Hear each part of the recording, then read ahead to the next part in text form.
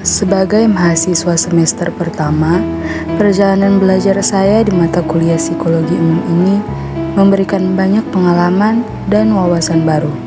Berikut adalah materi dan refleksi pribadi saya selama mengikuti pembelajaran. Yang pertama, teori behavioristik. Setelah saya mempelajari teori ini, saya belajar bahwa banyak perilaku manusia yang dapat dijelaskan melalui pembelajaran lingkungan, meskipun pendekatan ini kurang memperhatikan aspek mental yang tidak terlihat. Yang kedua, teori psikoanalisis. Setelah saya mempelajari teori ini, membuat saya sadar bahwa banyak tindakan manusia dipengaruhi oleh faktor yang tidak kita sadari. Yang ketiga, teori humanistik. Saya merasa teori humanistik lebih optimis, membantu saya melihat pentingnya empati dan keunikan individu. Yang keempat, teori kognitif. Setelah saya mempelajari teori ini, saya mulai lebih memperhatikan pola pikir saya dan saya memperbaiki pola pikir saya untuk pengambilan keputusan yang lebih baik. Yang kelima, biologis dan otak.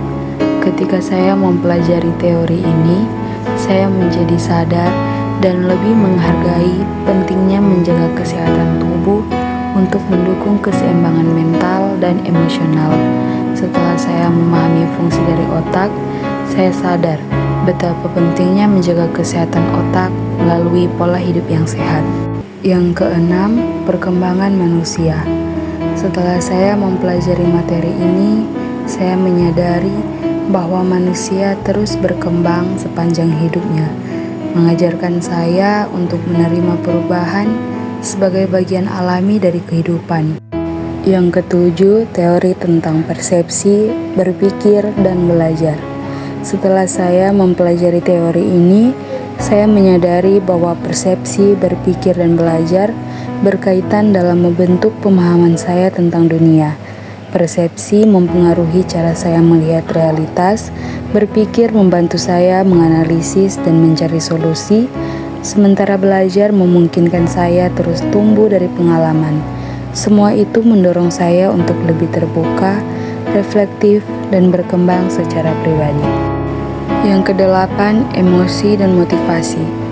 Belajar tentang emosi dan motivasi mengajarkan juga mempengaruhi cara saya merespon situasi dan juga dalam berhubungan dengan orang lain. Mengelola emosi dengan baik membantu saya lebih tenang dan bijak. Sementara itu, motivasi mendorong saya untuk bertindak dan mencapai tujuan. Dengan memahami apa yang memotivasi saya bisa lebih fokus dan bersemangat menghadapi berbagai tantangan. Yang kesembilan, intelijensi dan kepribadian. Belajar tentang intelijensi dan kepribadian membuat saya memahami bahwa keduanya membuat saya lebih menerima diri sendiri dan orang lain, serta saya termotivasi untuk terus berkembang. Yang kesepuluh, interaksi sosial, komunikasi, dan sikap. Setelah saya mempelajari materi ini, saya menjadi sadar bahwa komunikasi yang baik dan sikap yang terbuka sangat penting untuk membangun hubungan yang harmonis bersama dengan orang-orang di sekitar saya. Secara keseluruhan, semester ini adalah perjalanan yang penuh tantangan, tetapi juga memberikan saya kepuasan yang besar. Saya bersyukur atas ilmu dan pengalaman yang saya peroleh, dan saya berharap saya dapat terus berkembang di semester-semester berikutnya.